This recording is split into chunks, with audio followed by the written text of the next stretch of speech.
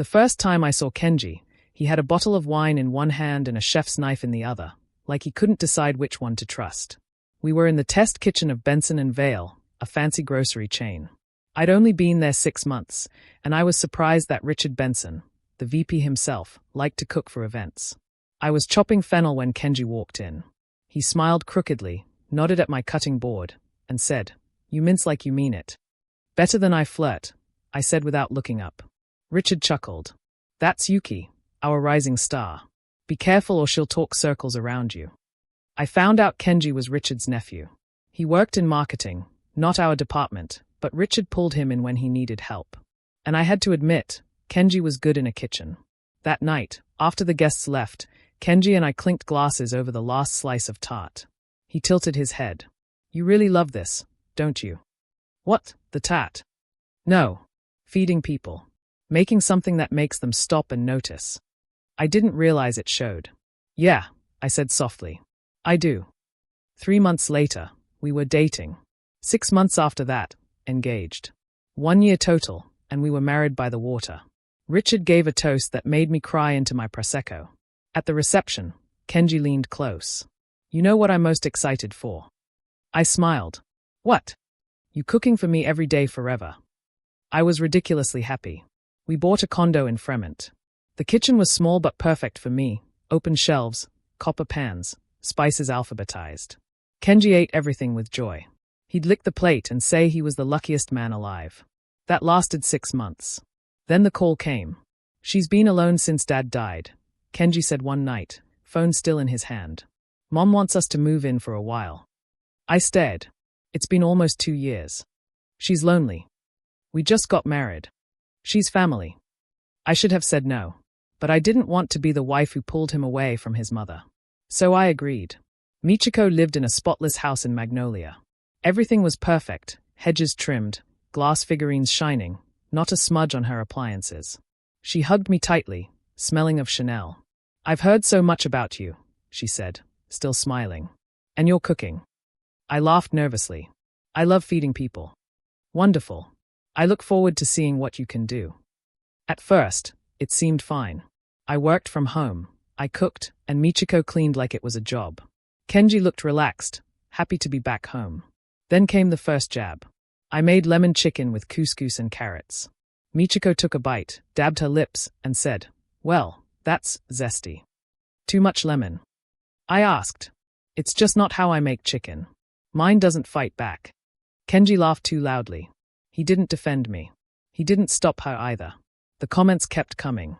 Little digs, always smiling. "You don't need to make everything from scratch, dear. Try boiling pasta before you toss it in the pan. My lasagna doesn't sag like that. Must be your bakeware." I told Kenji. "She's undermining me. She's old school. Don't take it personally. She knows what she's doing." He shook his head. "She just doesn't know you yet." But she did. She just didn't respect me. It all boiled over on a rainy Thursday.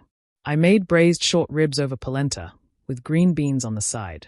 The kitchen smelled like garlic and thyme. Michiko wrinkled her nose. "This smells like something you'd feed a dog." The words hit me like smoke in the lungs. I froze. Kenji froze. And then, nothing. He said nothing. She pushed her plate away. "Too heavy," she said. I stood, cleared my plate, and left the room. Behind me, Kenji ate slowly, pretending to be neutral. I slept on the couch. The next morning, Michiko made toast like nothing happened. She smiled sweetly. "I didn't mean anything by it. You're just sensitive." That's when it clicked. She wasn't trying to help. She was competing. Every dish I made was a challenge she couldn't stand. 1 week later, Kenji came into the room. "She's turning 60. I want to throw her a dinner. Something nice, low-key." I raised an eyebrow.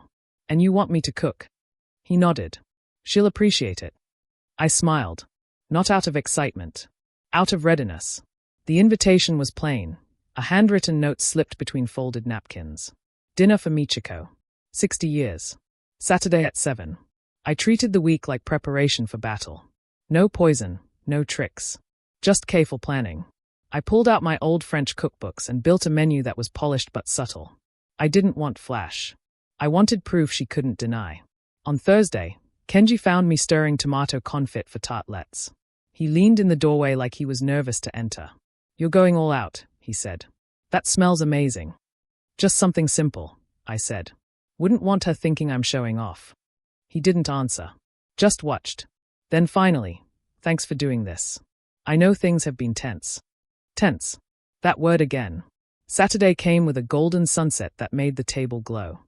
I'd set eucalyptus down the center, antique plates, 3 candles. It looked perfect. Guests were only family, Kenji's cousins, Richard, and Michiko herself in bays and pearls, scanning the room like an inspector. Richard hugged me. "Already outdone yourself," he whispered. Michiko sat at the head. I served each course myself, beet and goat cheese tartelettes, saffron risotto with scallops, then dukkha el orange. The family murmured praise, asked for seconds. Richard gave me a quiet thumbs up. "Michiko." She studied her plate, then looked at me with a smile sharpened to a knife. "This smells familiar. Like the canned dog food my neighbor buys. Fancy label. Still garbage inside." I stayed calm. Across the table, forks stopped. Kenji cleared his throat. "Mom, don't." She went on. "Impressive how Yuki dresses up mediocrity." I sipped my wine. "Thanks for the feedback." That threw her. The silence stretched. Then Richard set down his fork. "Actually, Michiko," he said, calm but firm. "I made this meal." Her head snapped up. "What?" "I cooked it. Every dish. Yuki organized, but the recipes and execution? Mine." The room froze. Michiko's face drained, then flushed. "You mean, I insulted?" "Yes," Richard cut in. "The same duck I once served to French clients. The risotto that got me published. That's what you called dog food."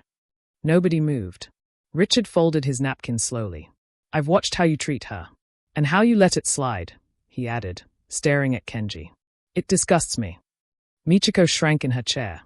Richard's voice stayed calm but sharp. "Yuki is family because I brought her here. She's gifted, and you've done nothing but tear her down. Tonight proves it isn't her food you hate. It's her."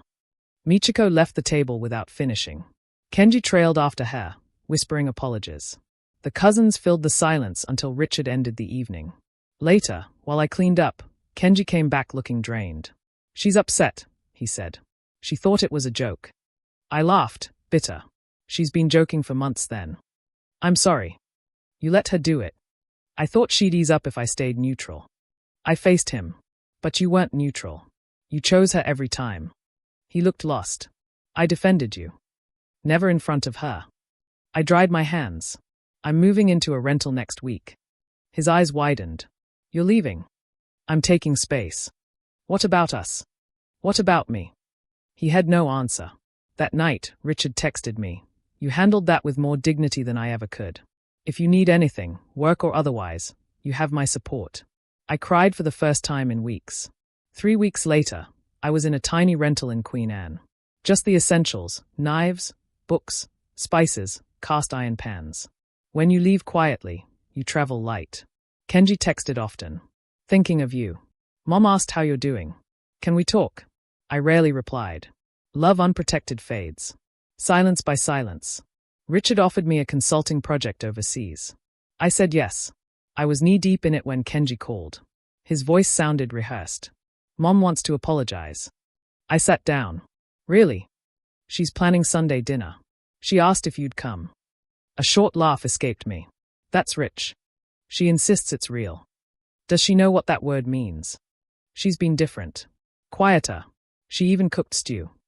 "That's not an apology, Kenji. That's theater." He sighed. "I know, but I think she's scared. Just come. If not for her, for me."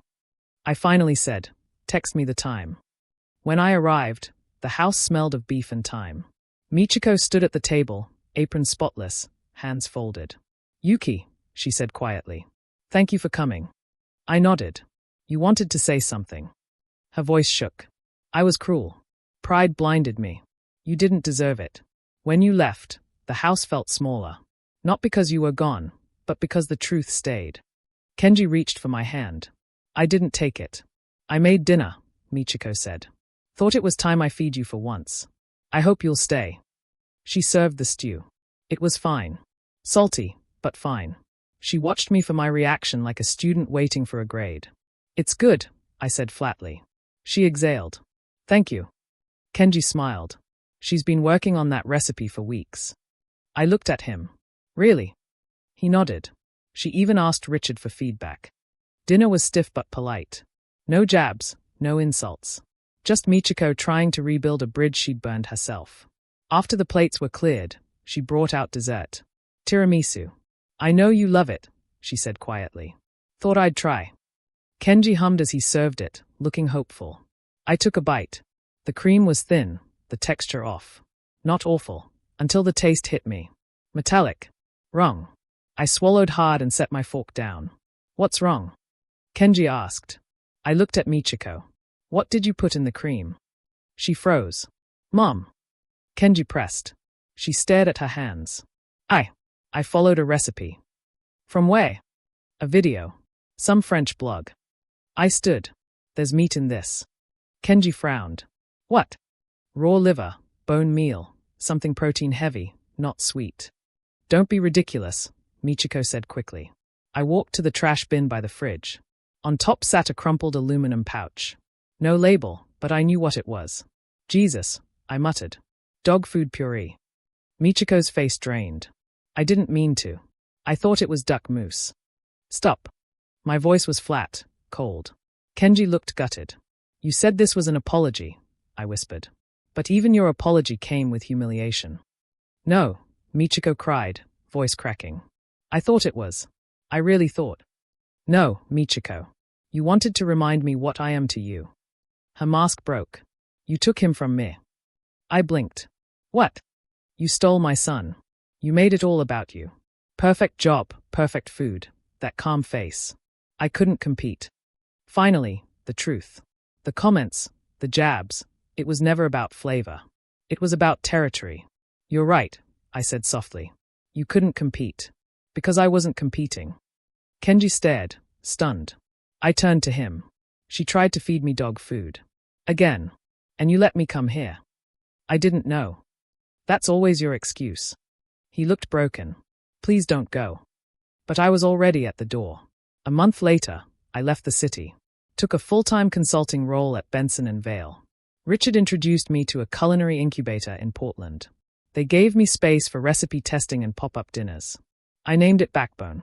Because that's what it takes, to stand firm in kitchens and in families like his. We opened quietly. Word spread. People came and kept coming. One night, after service, Richard was waiting in the back with wine. She tried to book a table under another name, he said. I declined. I laughed. Smart. She wanted me to tell you she's in therapy now. Trying. Trying what? Not to poison dessert. He smirked. That, presumably. I sat beside him. I don't hate her. I just won't live beside rot and call it soil. He raised his glass. To boundaries. We clinked. Kenji sent a handwritten letter once. He apologized. Said he finally understood. Said losing me was the only thing that made him realize how silent he'd been. Said he hoped I was happy. I didn't reply. Some things are better left unsalted.